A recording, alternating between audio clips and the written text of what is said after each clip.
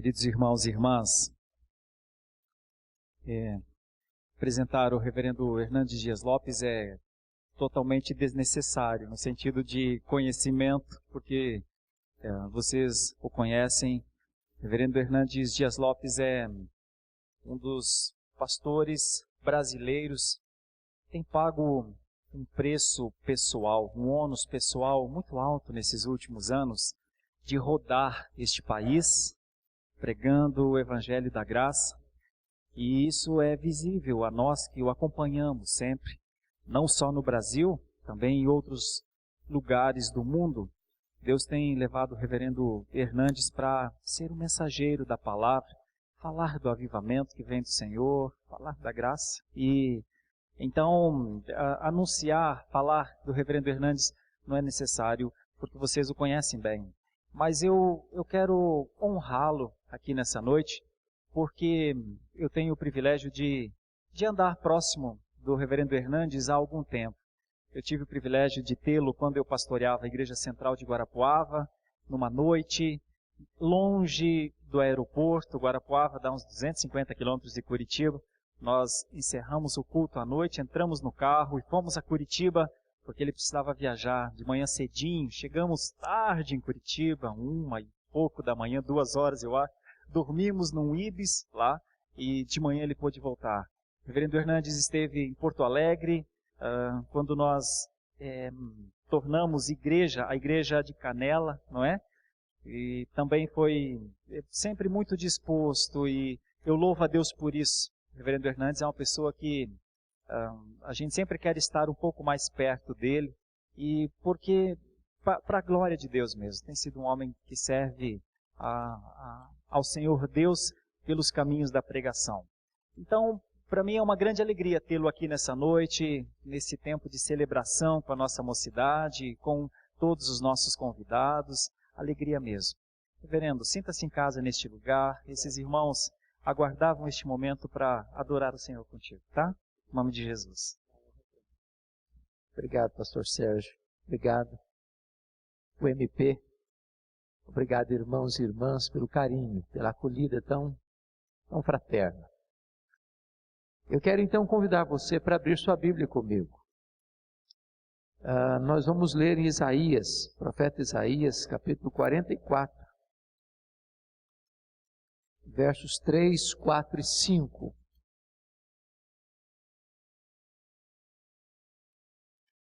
Isaías 44, 3 a 5.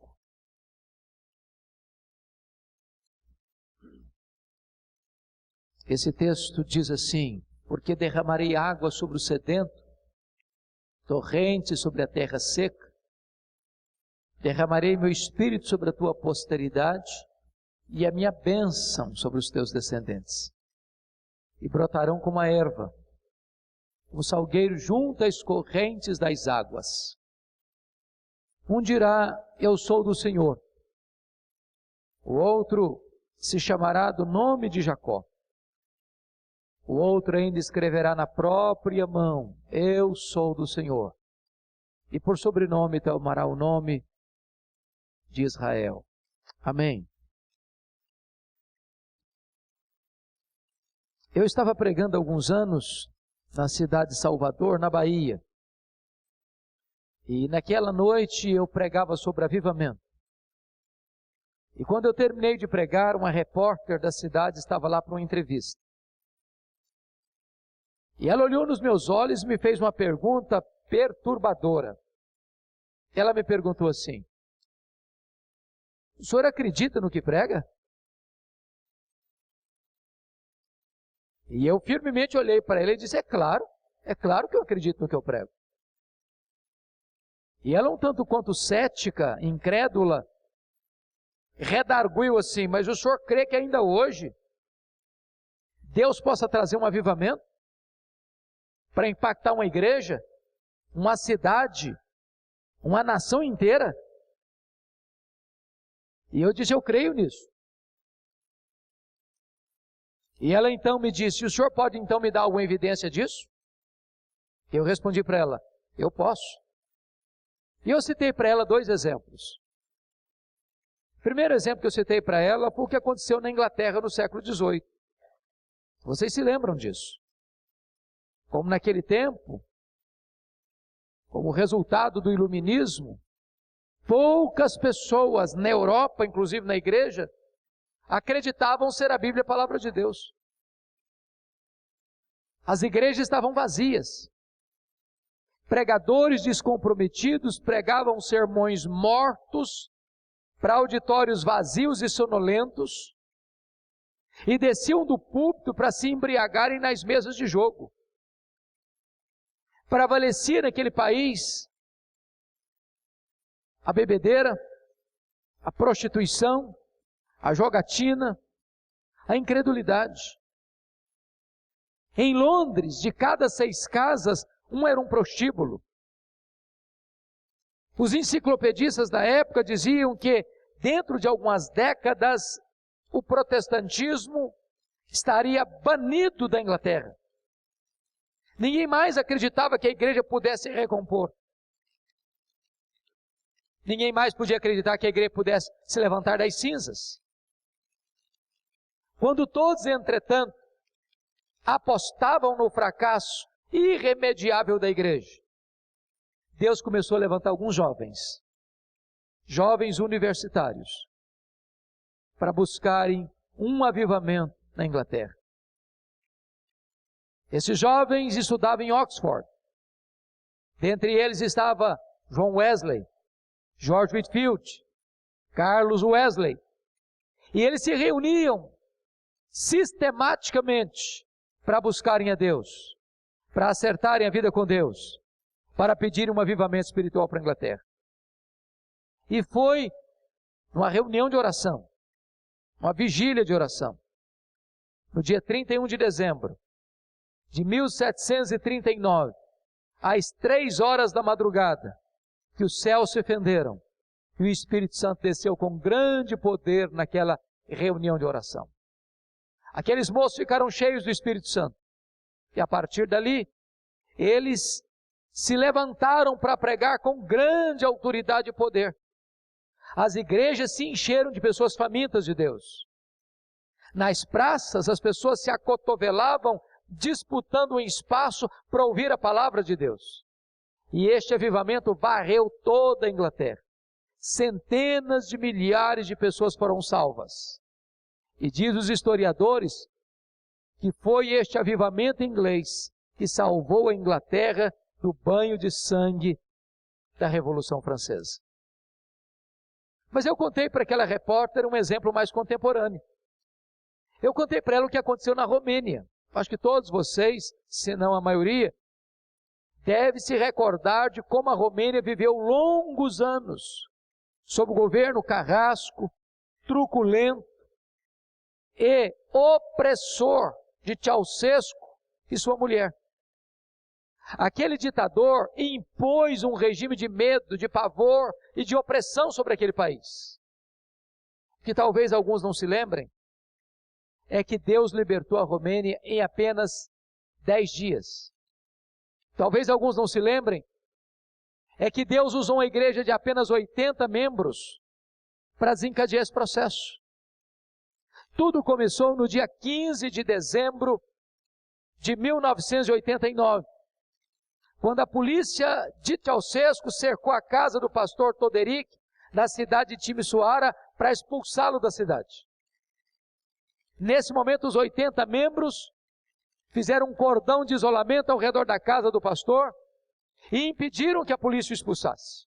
A polícia foi buscar reforços. Os crentes da cidade se uniram. À beira da noite, um jovem batista comprou algumas velas e as distribuiu entre os crentes ao redor da casa. A polícia chegou com truculência, com as suas armas pesadas, e começou a atirar nos crentes. Deram um tiro na perna desse moço batista. Correram com ele para o hospital, para amputar-lhe a perna, para salvar-lhe a vida. Quando ele estava no seu leito de dor, com a perna amputada, alguém se aproxima dele e pergunta assim: "Você está arrependido, jovem?" Ele disse: "Não, eu não estou arrependido. Eu perdi uma perna, mas eu acendi a primeira vela. Naquela mesma noite, uma jovem da Assembleia de Deus saiu gritando a plenos pulmões pelas ruas de Timisoara: Deus existe, Deus existe, Deus existe, liberdade, liberdade, liberdade. Aquele grito encontrou ouvidos em toda a nação. 10 dias depois, 25 de dezembro de 1989, havia mais de 100 mil pessoas na capital da Romênia, sob a liderança dos pastores, gritando a plenos pulmões: Deus existe, Deus existe, Deus existe, liberdade, liberdade, liberdade. Naquela noite, Ceausescu caiu, a Romênia ficou livre e o Evangelho pode prosperar naquela nação. Eu creio firmemente na possibilidade de um poderoso avivamento nos nossos dias. E esse texto que acabamos de ler nos fala sobre isso. Me dê um pouquinho mais de retorno, filho, se você puder. Esse texto nos fala sobre isso. E eu quero destacar aqui 4 verdades nesse texto. Primeira verdade: o avivamento é promessa de Deus. Segunda verdade: o avivamento é necessidade da igreja. Terceira verdade: o avivamento deve ser buscado pela igreja. Quarta verdade: o avivamento traz resultados extraordinários para a igreja. Com a sua Bíblia aberta comigo, aí no texto, vamos considerar essas 4 verdades. Primeiro, o avivamento é uma promessa de Deus. E essa promessa tem 2 características. Primeiro, é uma promessa segura. Porque derramarei água sobre o sedento, torrente sobre a terra seca. Derramarei o meu espírito sobre a tua posteridade e a minha bênção sobre os teus descendentes. Quem está prometendo aí não é um homem. Quem está prometendo aí não é uma igreja. Quem está prometendo aí não é uma denominação. Quem está prometendo aí não é um concílio eclesiástico. Quem está prometendo aí é o Deus Todo-Poderoso. Ele não é homem para mentir. Ele fala e cumpre o que diz. Ele faz e ninguém pode impedir a sua mão de fazê-lo. É nessa âncora que nós estamos firmados. Deus prometeu e Ele é fiel para cumprir. E aí você vai notar uma verdade sublime. Quando a igreja é cheia do Espírito Santo, quando a igreja é revestida com o poder do alto, quando a igreja recebe uma visitação poderosa do Espírito Santo, quando a igreja recebe um avivamento, ninguém mais pode deter os passos desta igreja.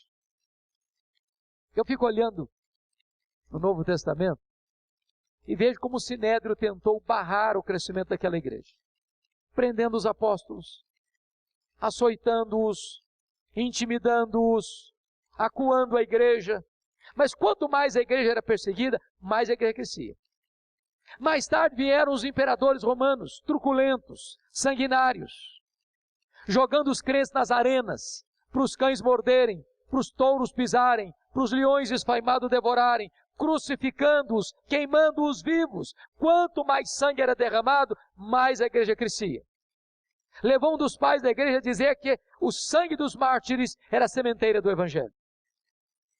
Nada nem ninguém pode deter os passos da igreja. Conforme um hino que foi escrito aqui no Brasil por um pastor evangélico, que diz assim: é obra santa, ninguém detém. É obra de Deus. A igreja de Deus é irresistível. A igreja de Deus, no poder do Espírito Santo, é indestrutível. Deixa eu ilustrar isso para você de novo. Vocês que conhecem bem a história, se lembram que em 1553, com a morte precoce do rei Eduardo VI, filho de Henrique VIII, assumiu o governo da Inglaterra a sua irmã Maria Tudor, chamada de Maria a Sanguinária.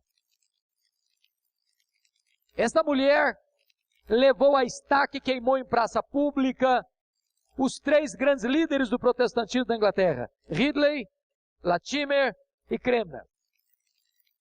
Passou o fio da espada a milhares de cristãos. um banho de sangue na Inglaterra. Muitos, para se livrarem da morte, tiveram que fugir da Inglaterra. Fugiram para onde? Para o continente, onde a reforma já estava estabelecida. Genebra, Holanda, Alemanha. Quis a providência de Deus que ela morresse cedo, 5 anos depois, 1558. Com a morte dela, assume o governo da Inglaterra a sua irmã Elizabeth. E Elizabeth tem um governo longo, de 1558 a 1603. E o primeiro ato de governo de Elizabeth foi decretar a volta dos foragidos. E eles voltaram. Mas voltaram depois de ter um contato com a reforma no continente. E voltaram fazendo 4 exigências para a igreja da Inglaterra. Queremos uma igreja com doutrina pura, com liturgia pura, com governo puro, com vida pura. Isso vai desencadear um dos mais importantes movimentos de reforma e reavivamento da história da igreja, o movimento dos puritanos. E aí você começa a entender uma coisa. Maria Tudor queria destruir a igreja. E ela nem sabia que Deus a havia constituído em presidente das missões estrangeiras da Inglaterra. Porque quando ela queria destruir a igreja, na verdade ela promoveu a igreja. Sabem por quê? Porque a igreja de Deus é indestrutível. Deus prometeu derramar o seu Espírito. E Ele é fiel para cumprir. E Ele fez isso no Pentecostes. E Ele derramou o seu Espírito. E Pedro se levanta lá para dizer o seguinte: esta promessa não é apenas para vós, é também para os vossos filhos, para aqueles que ainda estão longe, para quantos o Senhor nosso Deus chamar. Portanto, é para você e é para mim esta promessa. Segundo lugar, esta promessa não é apenas segura, ela é também abundante. Volte os seus olhos para o verso 3. Que derramarei água sobre o sedento, torrente sobre a terra seca, derramarei o meu Espírito sobre a tua posteridade e a minha bênção sobre os teus descendentes. Eu chamo a sua atenção para 2 palavras aí. Primeiro, torrentes. Segundo, derramamento. As 2 figuras, torrentes e derramamento, me falam de coisas grandes, abundantes, caudalosas, profusas. Deixa eu dizer uma coisa para você, sobretudo nós presbiterianos. Via de regra, a gente tem a tendência de limitar a obra de Deus ao que nós conhecemos e ao que nós experimentamos. Achamos que tudo quanto Deus quer e pode fazer é o que nós já sabemos e o que nós já experimentamos. E aí eu começo a olhar a Bíblia e vejo que Paulo teve coragem de fazer algumas orações muito audaciosas. E para mim a oração mais audaciosa que eu encontro na Bíblia está em Efésios 3,19. Quando Paulo ora para que você e eu sejamos tomados não de Deus, não da plenitude de Deus, mas para que sejamos tomados de toda a plenitude de Deus. Aí você pergunta, mas quem é Deus? Vamos recordar só os atributos que só Deus tem? Os chamados atributos incomunicáveis de Deus? Quem é Deus? Deus é autoexistente. Deus é infinito. Deus é imenso. Deus é eterno. Deus é imutável. Deus é onipotente. Deus é onipresente. Deus é onisciente. Deus é transcendente. Deus é soberano. Deus é maior do que tudo que Ele criou. Bom, mas então qual é o tamanho do que Deus criou?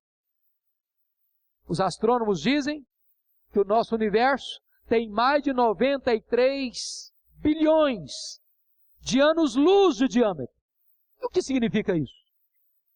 Significa que se nós conseguíssemos voar à velocidade da luz, 300 mil quilômetros por segundo, nós demoraríamos nessa velocidade mais de 93 bilhões de anos para irmos de uma extremidade à outra do universo.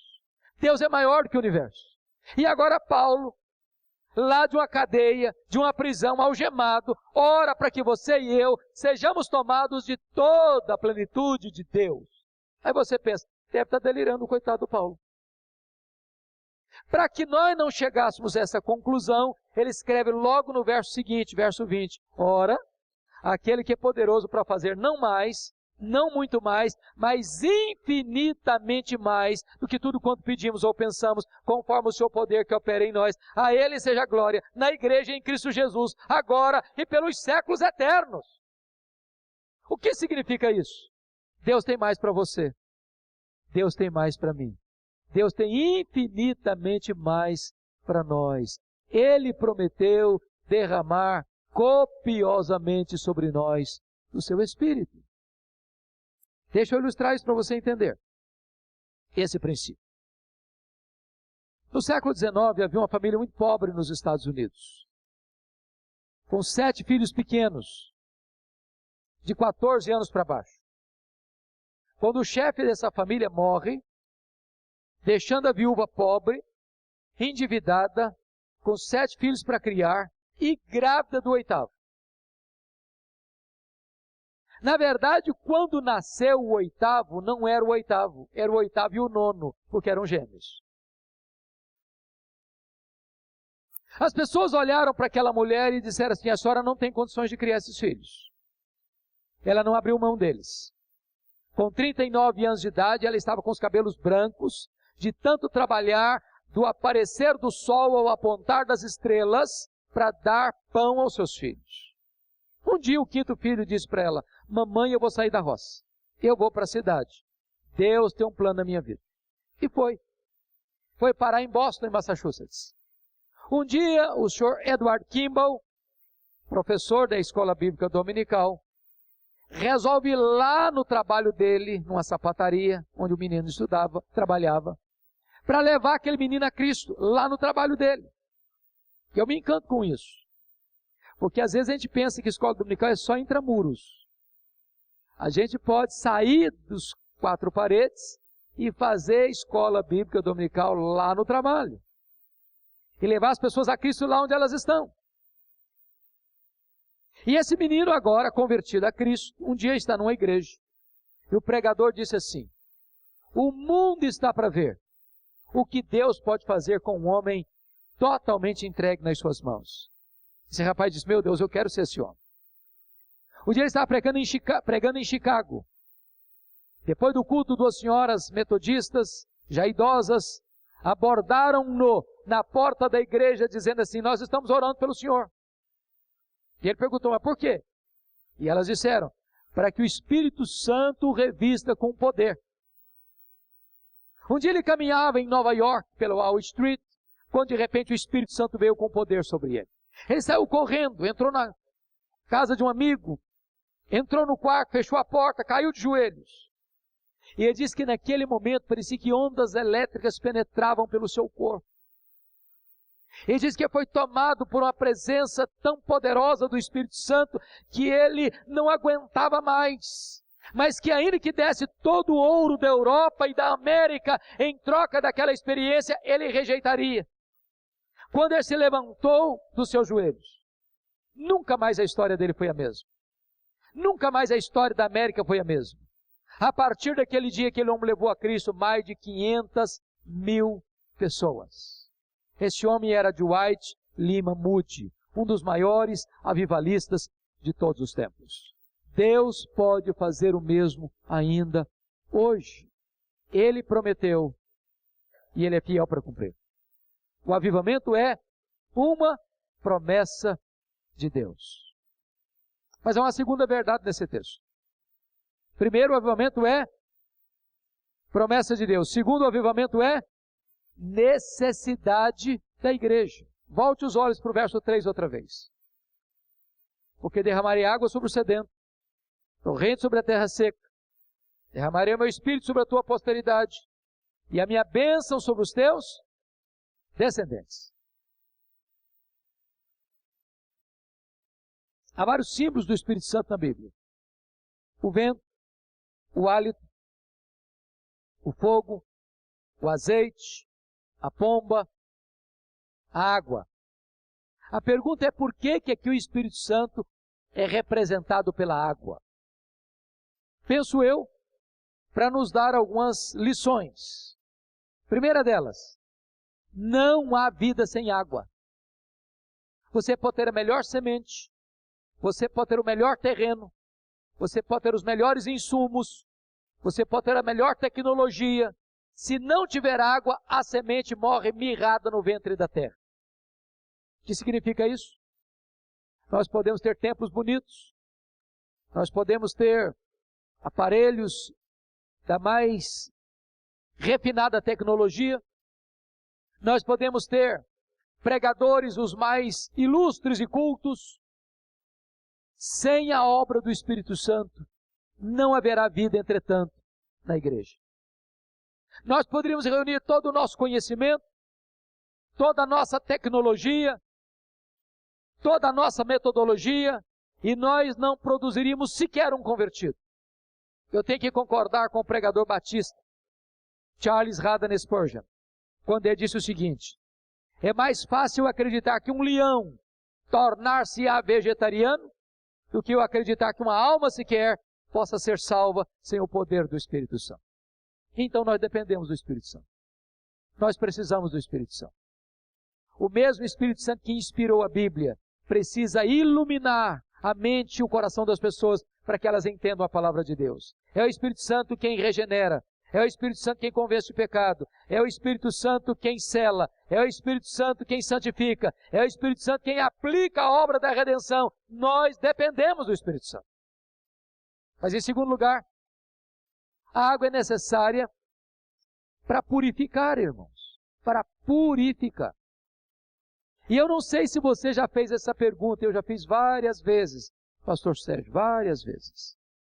Meu Deus, por que que nós ainda não recebemos um poderoso avivamento?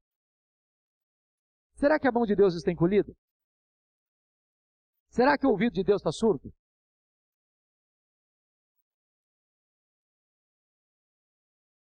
Será que a igreja não precisa? Será que Deus está longe ou indiferente? Será que a mão de Deus está fechada, encolhida?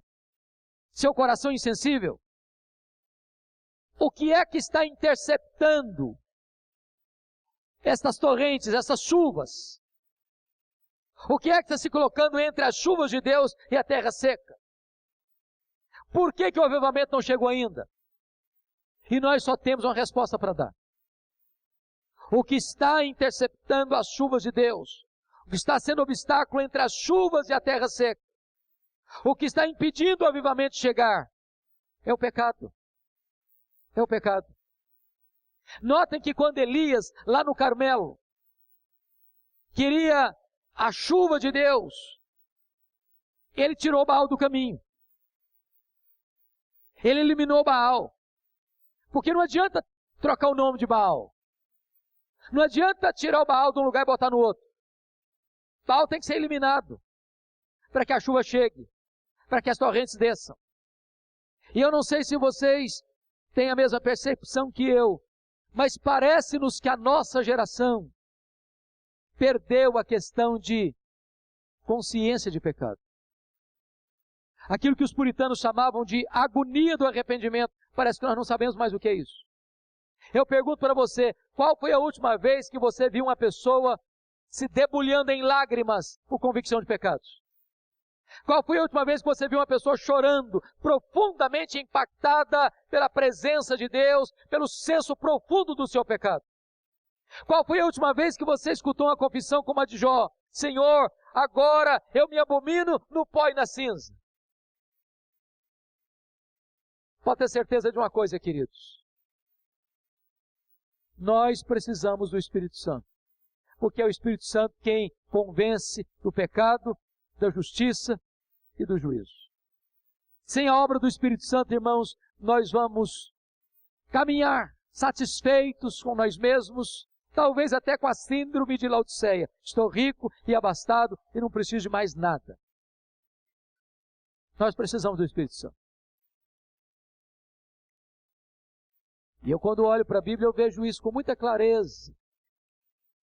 Deus disse lá para Josué: santificai-vos, porque amanhã o Senhor fará maravilhas no meio de vós. Eu encontro lá na Bíblia: se o meu povo, que se chama pelo meu nome, se humilhar e orar e me buscar e se converter dos seus maus caminhos, então eu ouvirei dos céus, perdoarei os seus pecados e sararei a sua terra. Sem quebrantamento não há avivamento. Sem choro pelo pecado não há alegria da plenitude do Espírito Santo. Avivamento não começa com celebração, avivamento começa com choro pelo pecado. E nós precisamos do Espírito Santo para experimentarmos esta gloriosa verdade na nossa vida. Mas aí vem uma terceira verdade no texto. Primeiro, o avivamento é promessa de Deus. Segundo, o avivamento é necessidade da igreja. Terceiro, o avivamento precisa ser buscado pela igreja. Pode voltar os olhos para o verso 3 comigo de novo? Porque derramarei água sobre o sedento, torrente sobre a terra seca, derramarei meu espírito sobre a tua posteridade e a minha bênção sobre os teus descendentes. Há duas figuras aí que merecem atenção. Primeiro, sedento. Segundo, terra seca. Terra seca. Você já viu uma terra seca bramando por chuva? Você visita o Nordeste brasileiro de vez em quando, na época de estiagem, e vê o solo nu, rachado, bramando por chuva? Eu prego já há 13 anos, pastor Sérgio, lá na Vinac, Campina Grande.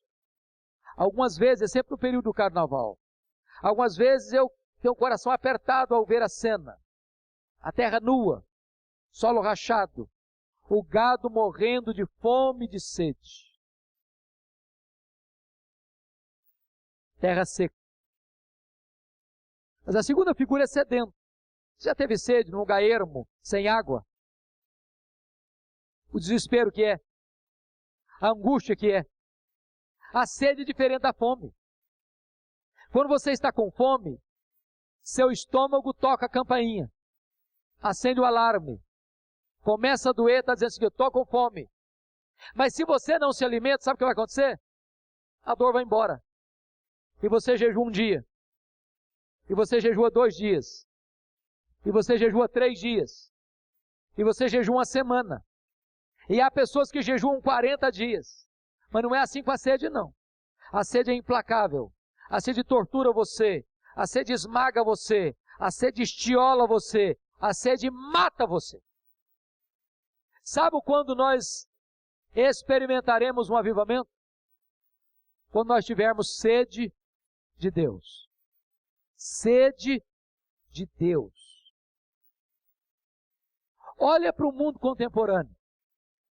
Liga a sua televisão. Liga o seu rádio. Escute o que esses pregadores contemporâneos estão dizendo por aí. O que você vai notar? As pessoas estão com sede de quê? Sede de prosperidade, sede de riqueza, sede de sucesso, sede de fama, sede de saúde, sede de projeção humana, sede de um paraíso na terra. As pessoas estão correndo atrás de quê? Da bênção. E se você perceber, o centro de tudo não é Deus, é o homem. Mas sede de bênção não é avivamento. Avivamento é sede do abençoador. É sede de Deus. Porque Deus é insubstituível. Vocês se lembram lá de Êxodo 32? Quando Deus se irou contra Israel no deserto. E Deus disse para Moisés, olha Moisés, eu não vou mais com vocês não. Se eu for com vocês, eu vou destruir esse povo. Mas eu vou cumprir minha palavra. Eu vou levar vocês à terra prometida.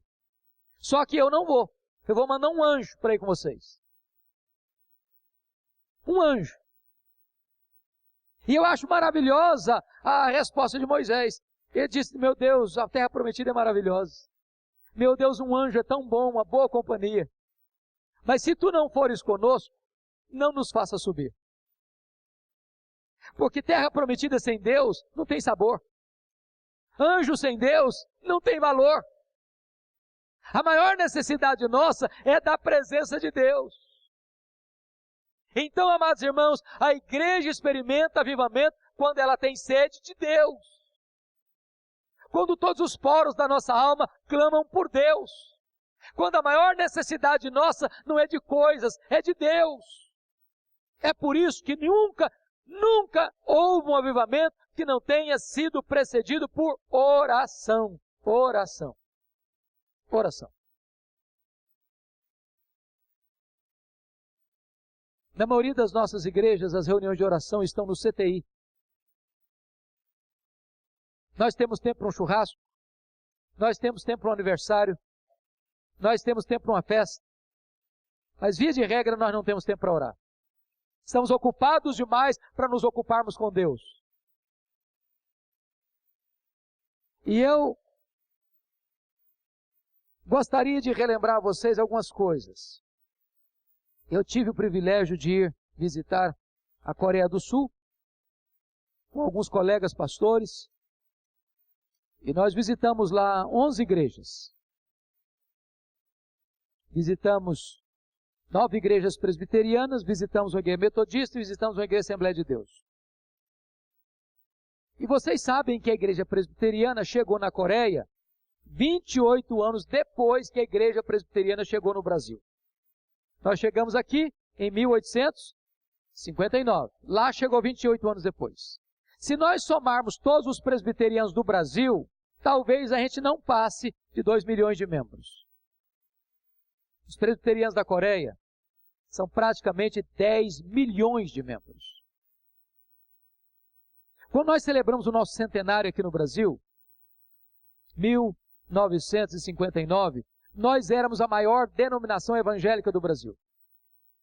Hoje, nós não chegamos, embora tenhamos crescido, nós não chegamos a 0,3% da população. A Igreja Presbiteriana da Coreia representa 23% da população. A Igreja Presbiteriana da Coreia representa 75% de todos os evangélicos da Coreia. Só em Seul, que é uma cidade menor que São Paulo, tem mais de 10 mil igrejas presbiterianas. E nós visitamos as maiores igrejas, igrejas de 5 mil membros, de 12 mil membros, de 18 mil membros, de 30 mil membros, de 55 mil membros, de 80 mil membros. E perguntamos para todos esses pastores, qual é o segredo do crescimento da igreja? E a resposta unânime deles foi oração, oração, oração. E eles têm algo lá que me impressiona muito. Nenhuma igreja presbiteriana é organizada sem ter uma reunião diária de oração de madrugada. E eu, chocado com isso, abordei um dos pastores e disse: vocês oram de madrugada porque vocês são orientais, isso é costume de vocês. E ele olhou dentro dos meus olhos e me disse: não, senhor. No mundo inteiro as pessoas levantam de madrugada para ganhar dinheiro. Nós oramos de madrugada porque Deus é prioridade na nossa vida. E eu me calei e me encolhi. Fomos visitar a igreja metodista, uma igreja na época com 82 mil membros. O pastor, fundador da igreja, ainda era o pastor. Começou a igreja com a família dele. E eu perguntei: pastor, qual é o segredo? E ele me disse: oração. E ele me disse assim: no sábado, eu me recolho para a montanha de oração da igreja. Passo lá o dia inteiro orando. De lá eu desço para o domingo, direto para a igreja. Quando eu prego, meu sermão é o mesmo, mas os corações se derretem. E eu comecei a entender que, na verdade, como disse alguém, quando o homem trabalha, mas quando o homem ora, Deus trabalha.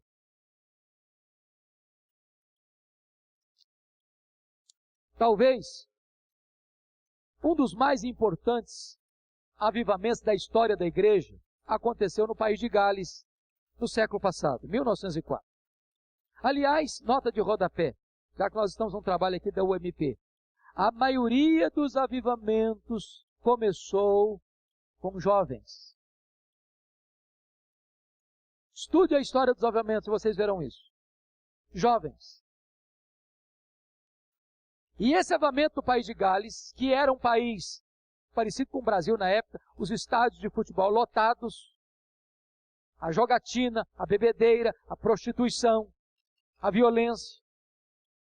E aquele avivamento começa quando um adolescente chamado Evan Roberts, entrou no gabinete do seu pastor, já era um senhor, cabelos brancos, e viu o seu pastor com o rosto no chão, chorando, orando e clamando a Deus: ó Deus, dobra a minha vida, ó Deus, dobra a minha vida, ó Deus, dobra a minha vida. Aquele menino ficou impactado, ele falou: se o meu pastor tem que ser dobrado, eu preciso ser moído.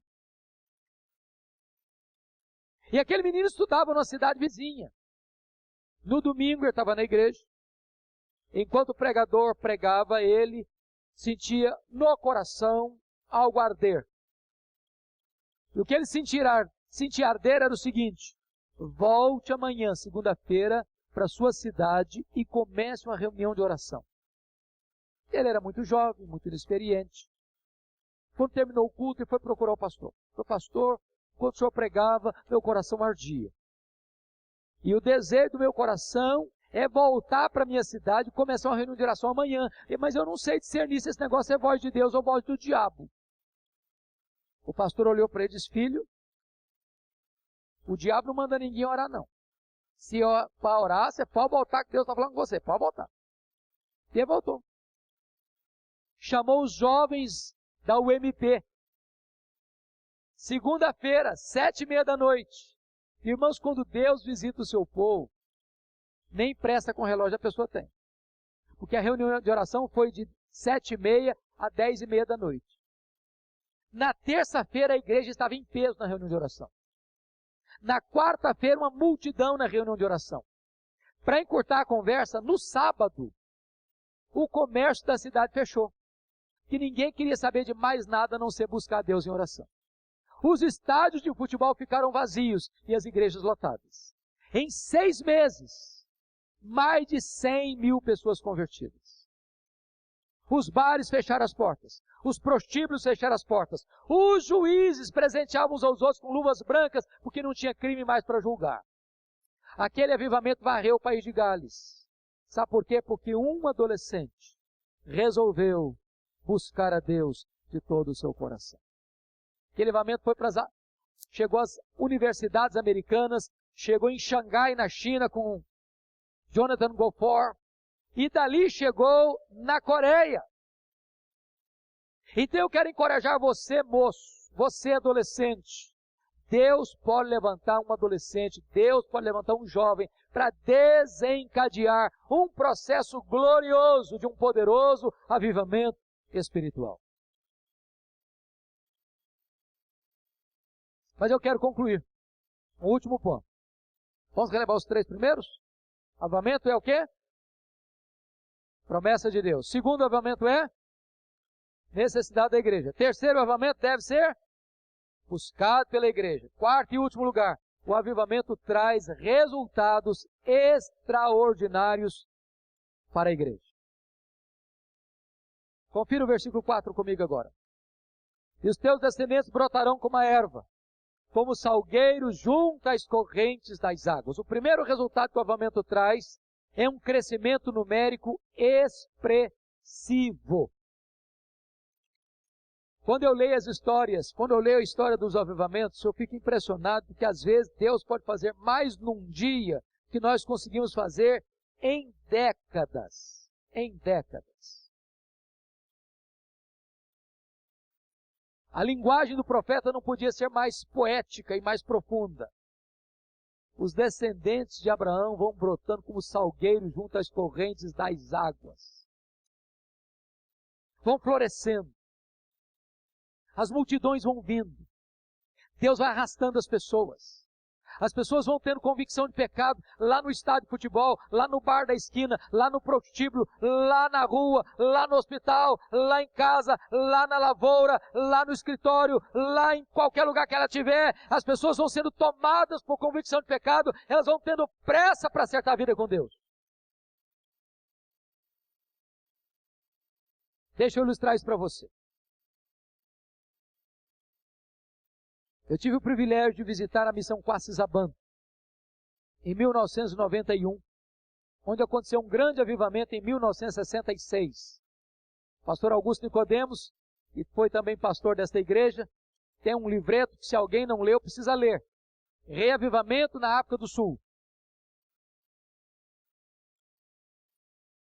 E o pastor Erlistigen pregava naquela região da África do Sul há muitos anos. Armava uma tenda e pregava. Resultados pífios, pequenos, magros. Até o dia que o pastor Erlistigen está pregando, entra uma mulher, se assenta lá no fundo. Quando ele terminou de pregar, ela foi a ele e fez a seguinte pergunta: o senhor está dizendo que o seu Deus tem todo o poder? E o pastor respondeu: é isso que eu preguei. E ela, sentindo-se aliviada, disse: então eu preciso do seu Deus. Porque eu tenho uma filha lá em casa endemoniada, amarrada num tronco, com um arame, igual um bicho, toda ensanguentada. Então vamos lá em casa para minha filha ser liberta. E o pastor Erlistigen disse que sentiu um calafrio na espinha naquele momento. E pensou assim: meu Deus, e se não funcionar, o que é que eu vou fazer? Quando ele chegou lá, a situação era pior. A moça estava com um bicho, com uma fera selvagem. E em vão ele tentou expulsar os demônios daquela moça. Chamou os demais missionários, não conseguiram expulsar os demônios daquela moça. Amarraram aquela moça, levaram-na para uma fazenda, ela quebrou tudo lá e tiveram que devolvê-la em estado pior. E o pastor Erlistigen tomou a decisão: eu vou embora daqui. Eu não tenho credibilidade para pregar mais aqui. Eu não tenho mais autoridade para pregar mais aqui. Eu vou arrumar as malas e vou embora. Quando ele estava arrumando as malas, Deus segredou ao coração dele o seguinte: você não tem que ir embora. Você tem que buscar poder. E ele parou tudo que estava fazendo. Chamou os demais missionários e eles começaram a buscar a Deus. Começaram a estudar o livro de Atos. Começaram a pedir para Deus: Deus, o Senhor fez, faz de novo, Senhor. O Senhor fez, faz de novo, Senhor. Faz de novo, Senhor. E eles começaram a orar. E eles começaram a ter convicção de pecados. Chegou um dia, para vocês terem uma ideia, que ele estava pregando naquele texto: se você trouxer a tua oferta ao altar e te lembrar de que alguém tem alguma coisa contra ti, deixa a tua oferta, vai, reconcilia com o teu irmão, depois vem e faz a tua oferta. Ele disse que estava pregando e o auditório foi esvaziando, esvaziando, esvaziando. Ele não estava entendendo. É que as pessoas não esperavam, não aguentaram nem esperar o término do culto para ir lá e acertar a vida uns com os outros. Nos últimos 3 meses, eles só conseguiam chorar, tamanha convicção de pecados que Deus trouxe sobre eles. Depois de 3 meses de lágrimas, numa determinada manhã, estavam assentados em oração, quando o Espírito Santo veio com grande poder sobre eles. A primeira coisa que eles fizeram foi lá naquela casa, e no poder e autoridade do nome de Jesus, libertar aquela moça. A segunda coisa que aconteceu é que os feiticeiros daquela região começaram a vir com pressa, correndo, chorando, confessando os seus pecados. Quando os missionários acordavam, na porta de cada um tinha 5, 10, 20, 30, 50 pessoas com pressa para acertar a vida com Deus. Eu vi ali um templo numa fazenda para 15 mil pessoas, com 3 cultos por dia, e caravanas do mundo inteiro ver o que Deus estava fazendo naquele lugar. Os cegos viram, os paralíticos andaram, os mortos ressuscitaram e multidões foram convertidas a Cristo. Eu, pessoalmente, ouvi o testemunho da regente do coral. Ela ficou morta cerca de 17 horas. Quando ela estava para ser levada para o cemitério, Deus a levantou, Deus a ressuscitou. Esse fato e outros tantos estão fartamente documentados no livro God Among the Zulus, de Kurt Koch. É só você botar lá no YouTube, Quassis Abantu, e você vai ver o relato de tantas coisas gloriosas que Deus fez naquele lugar, salvando milhares e milhares de vidas, que quando Deus derrama do seu Espírito, os descendentes de Abraão vão brotando como salgueiros junto às correntes das águas. Talvez um outro exemplo que você possa entender melhor vem através do Ronaldo Lidório. Acho que todos aqui conhecem o Ronaldo Lidório. Eu tenho o privilégio de conviver com ele, de acompanhar o ministério dele durante toda a sua vida. Seu pai foi meu pastor. E o Ronaldo resolve ir para Gana, plantar uma igreja entre os concombas, um povo ágrafe, um povo animista, um povo feiticeiro, um povo antes nunca tocado pelo Evangelho. Ele gasta vários dias no meio de matas, pântanos e alagados para localizar aquele povo.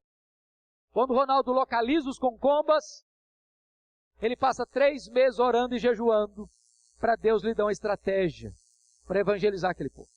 Depois de 3 meses de oração e jejum, Deus faz o primeiro milagre. O povo não aprende o nome dele. Ronaldo era um nome impronunciável para eles. Aí trocaram o nome dele para um nome africano. Umborbe. E Umborbe significa o homem que diz que existe um Deus. Quando eu chegava numa aldeia, alguém perguntava assim, qual é o seu nome? Ele respondia, eu sou o homem que diz que existe um Deus. Provocava uma segunda pergunta, quem é o seu Deus? Ele respondia, ajunta o povo da sua aldeia que eu vou lhes contar quem é o meu Deus. Em outras palavras, não tinha melhor introdução ou exórdio de sermão do que o nome dele. Foi desta maneira que uma mulher de uma aldeia vizinha fez uma viagem de 3 dias a pé, com a criança de 7 meses, embrulhada em panos velhos, com o corpo todo chagado, com a pele quase necrosada, fazendo uma viagem de 3 dias e 3 noites no meio da picada, até onde o Ronaldo estava. E ela chega lá e pergunta assim para ele, o senhor é o homem que diz que existe um Deus? O Ronaldo disse, sou eu mesmo. Então ela perguntou assim, eu gostaria de saber se o seu Deus pode me ajudar. Porque todos os deuses que eu conheço não puderam fazer nada pela minha filha. Se o seu Deus tem poder, peça o seu Deus para curar minha filha. E desembrulhou a criança, ferida da cabeça aos pés. O Ronaldo e a Rossana, sua esposa, que era enfermeira, pegaram aquela criança nos braços. Não tinha remédio ali suficiente para tratar dela. E eles então fizeram uma oração e disseram, Deus, esse povo não sabe que tu és o Deus vivo. Esse povo não sabe que Jesus Cristo, o teu filho, veio ao mundo, venceu a morte, ressuscitou, está à tua destra e há de voltar com grande poder e glória. Ó Deus, cura esta criança para testemunho do Evangelho e glória do teu nome. Embrulhou a criança de volta, entregou para a mãe pegou o caminho de volta para sua aldeia, 3 dias a pé. Quando ela chegou na sua aldeia e desembrulhou a criança, nem cicatriz de ferida havia mais no corpo daquela criança. Nem cicatriz de ferida. E aquela mãe sai gritando a plenos pulmões pelas cabanas da sua aldeia ter encontrado Deus vivo.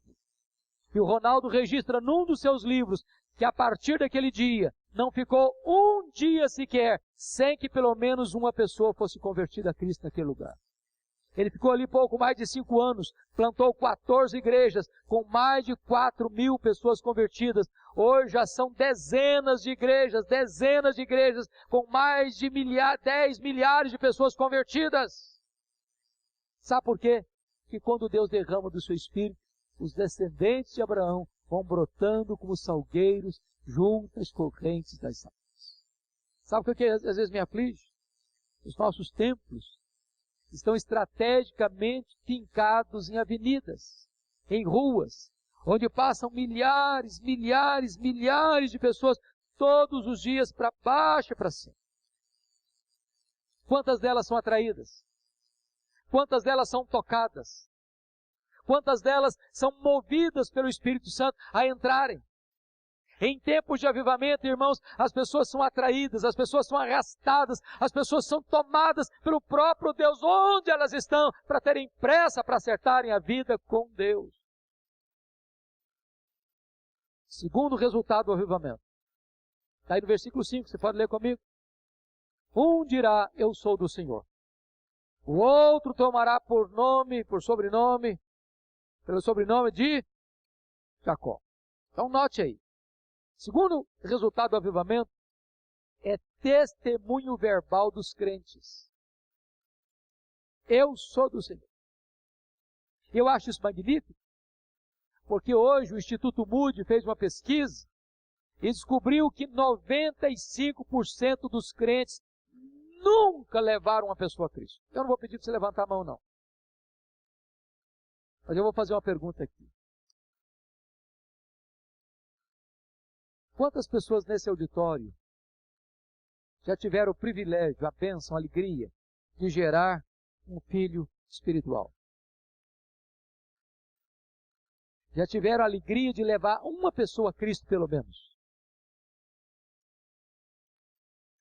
Em tempos de avivamento, irmãos, as crianças se levantam. Os adolescentes se levantam. Os jovens se levantam. Os adultos se levantam.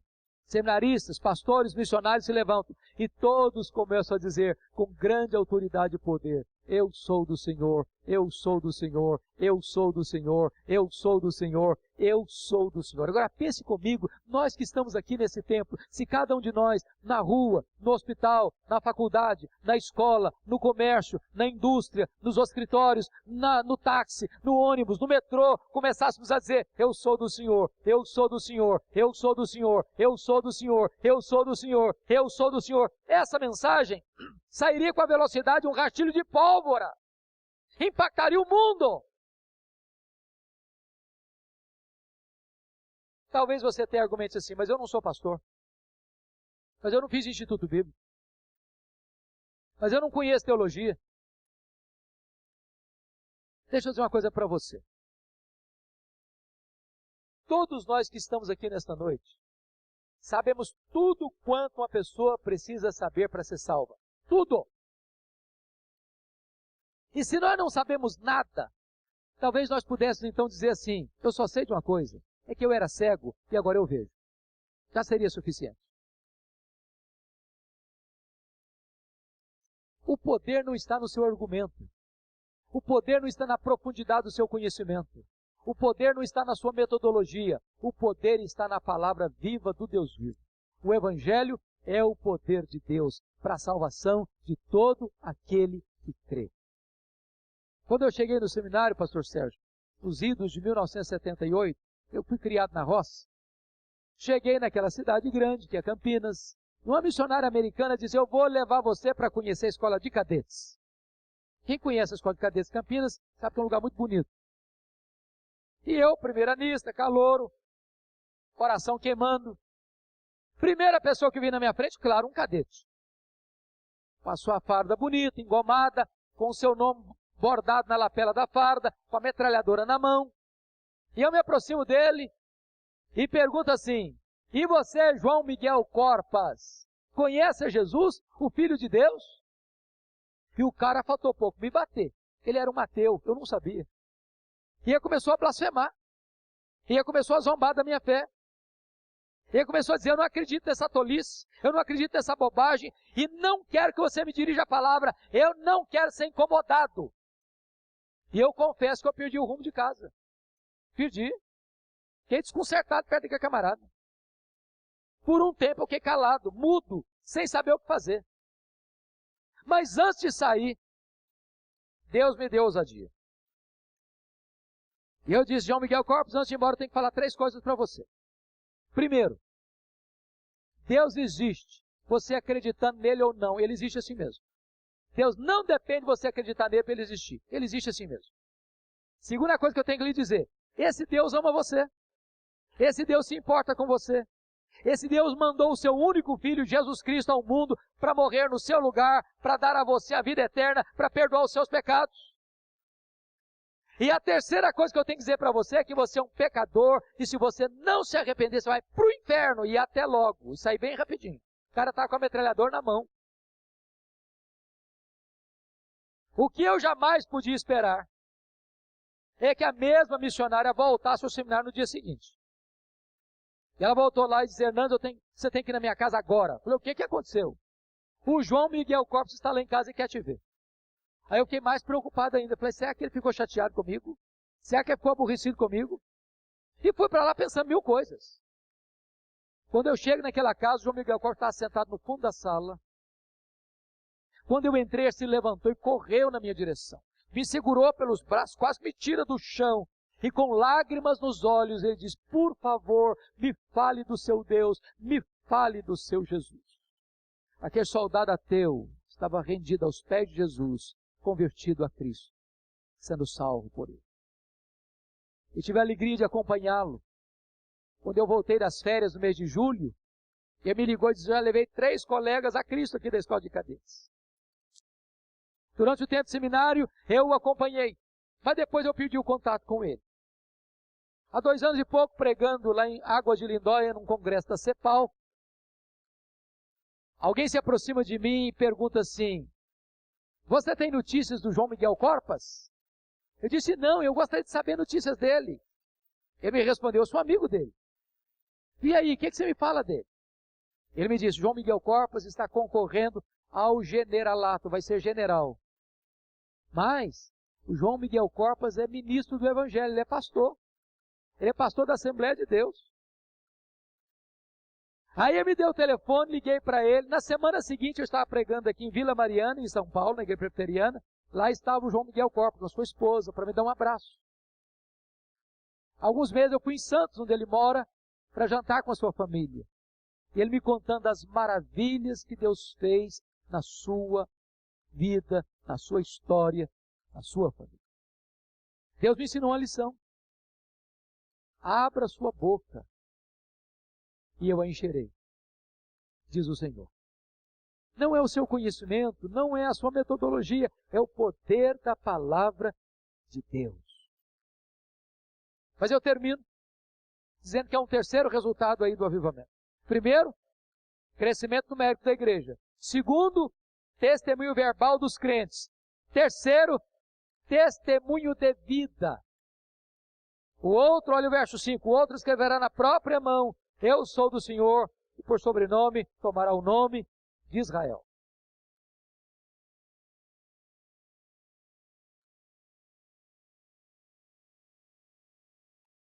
O que significa isso, irmãos? Tem muita gente que diz que é do Senhor. Quando você vai ver a vida que leva, você fica em dúvida. Como é que trata a esposa? Como é que trata o marido? Como é que trata os pais? Como é que trata os filhos? Como é que lida com o dinheiro?